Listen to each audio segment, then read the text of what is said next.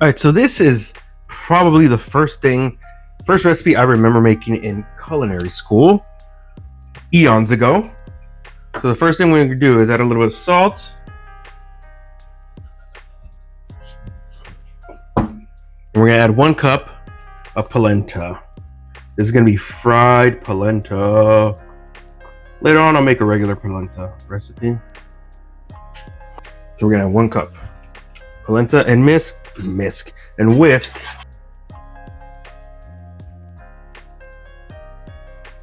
Now, recipe in the bio, but what you want to do is you want to make a thick polenta. You want to make it thick.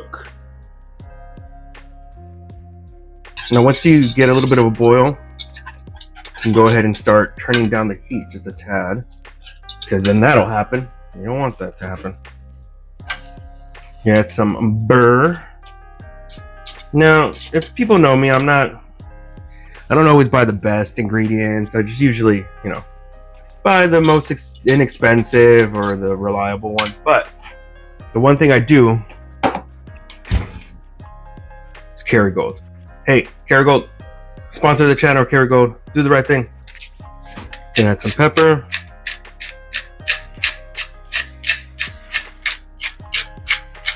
I was taught in culinary school that if something is light in color, or white specifically, you add white pepper instead of black pepper so you can keep that aesthetic.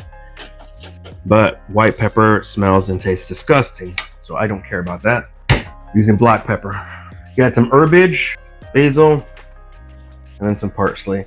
If you're gonna add any, make it more on the lighter side. No rosemary, no oregano. And add chervil, chives, and a good amount of Parmesan cheese.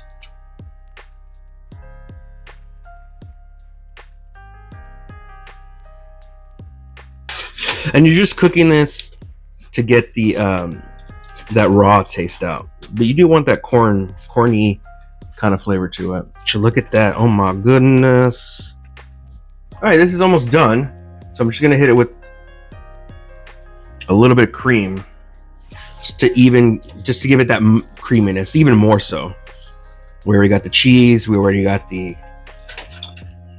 What else did I put in here that was creamy? Butter.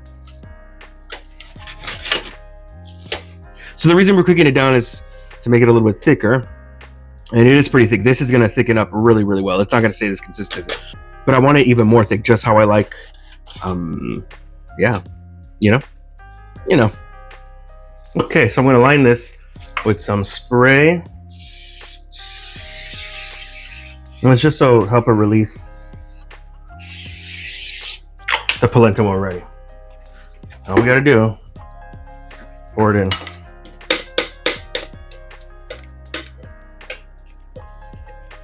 This is honestly one of my favorite things. It's messed up. I bring this up a lot, and I do it because I'm freaking awesome. But when I was in Switzerland with my Italian homies, I only ate polenta like once. Kind of disappointed. Just spread it out evenly.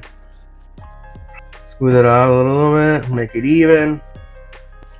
So now we're gonna put this in the fridge for an hour.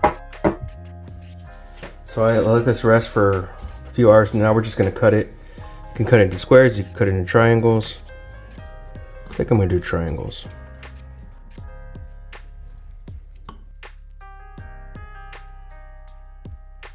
Now you can deep fry this, you could pan fry this, you can put this in the air fryer, but I'm just gonna pan fry with some olive oil and some butter. Now in this pan I got some olive oil and butter. Now since this is a non-stick pan, you don't want to get too high, but nevertheless, let's go ahead and start frying up. Now you just want to fry it to get it nice and golden brown on each side. You don't want to crowd the pan too much.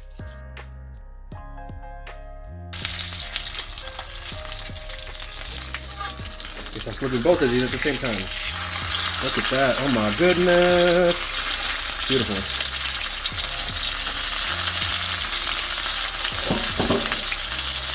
Now the thing is, you want to let these cook until about like that, just so it can form a crust, and then it'll be easier to flip on the other side.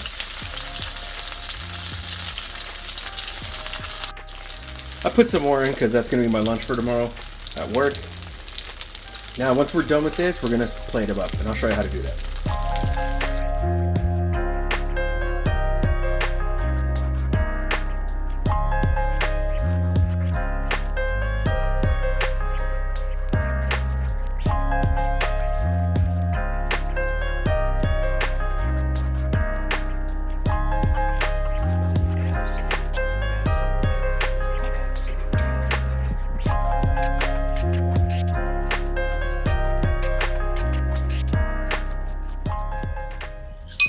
First thing I ever made in culinary school. Let's try it out. See if it's as good as I remember. Fried polenta with the red sauce.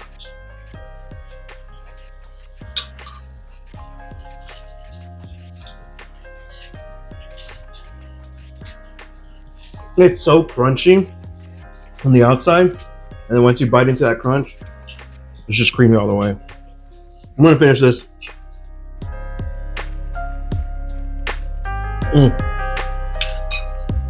So good.